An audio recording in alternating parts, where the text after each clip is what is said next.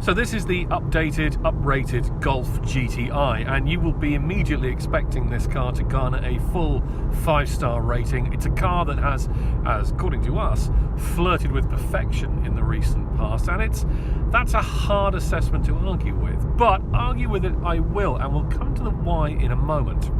For now though, what's new? Well, this one has a little bit more power. Previously, the Golf had 220 horsepower as standard. This one now has 230 horsepower as standard.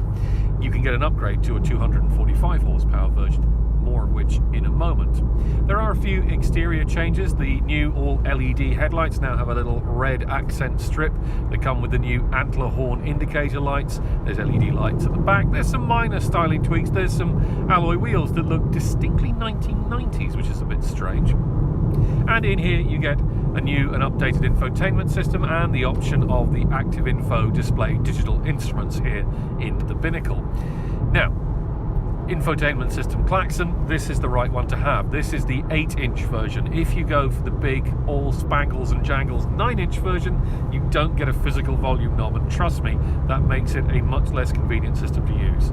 I realise that's maybe not the most relevant point to make when reviewing a hot hatch, but still, these things are important. However, what is relevant to a hot hatch is the handling and the performance. And on the performance side, I am very glad to say that this thing is brilliant. With 230 horsepower, it has more than enough grunt to see off all but the heaviest of traffic. It is, I think the word is decently powerful. It's not stupid, it's not as fast clearly as the 310 horsepower Golf R. There are other hot hatches, notably the Focus RS or the Honda Civic Type R, that are much quicker but are also much more expensive. This has the right balance of performance. It goes very quickly when you want it to and makes a pleasing gurgling farting noise when you do, and then when you don't want to go fast, when you want to just cruise down the motorway as we're doing now, it shuts up, it gets nice and quiet, it cruises along, and it can get close to the claimed 40 miles to the gallon average economy figure. I say close because really, once you add in a bit of squirty throttle, once you add in a bit of cornering enjoyment into that, it's going to come down much closer to 30 on average. But still, for a 2-litre 230 horsepower turbocharged engine, that's not too shabby. Now, this one does come with the DSG gearbox, the automatic. Previously, I would have said that was exactly the right way to go. These days, I'm not so sure. The manual version just feels that bit more tactile, which may seem like an obvious point, but it is a sweeter shifting gearbox than this automatic. The DSG has really fallen off its perch a bit in recent years, and now it feels almost a little bit clumsy at times, certainly compared to the best of the conventional 8-speed automatics that are on offer in some rival models. Now, handling-wise, well, actually, that's where this particular GTI falls apart a little. Now, when I say falls apart, I don't mean it's in any way bad. It's not. What it is incredibly competent. Really good, but perhaps not quite as exciting as it might be.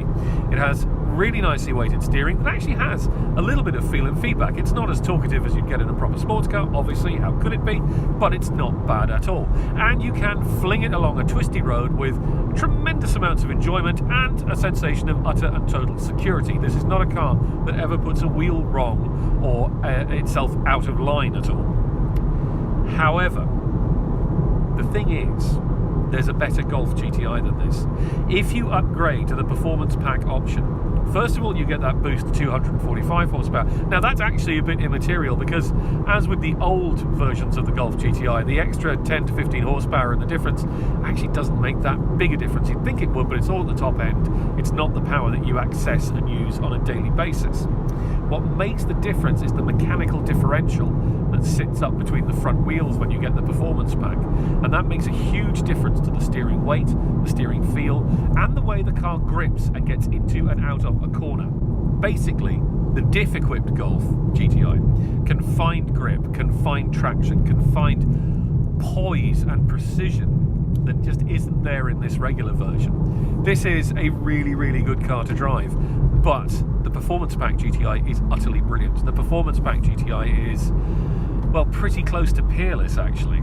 So, this is a terrific car. This is the Golf GTI. It is an icon of performance. It is an icon of practical performance, and it remains so. Absolutely. This is a 4-star car, no question. But the Performance Pack GTI, that's it's a 5-star car.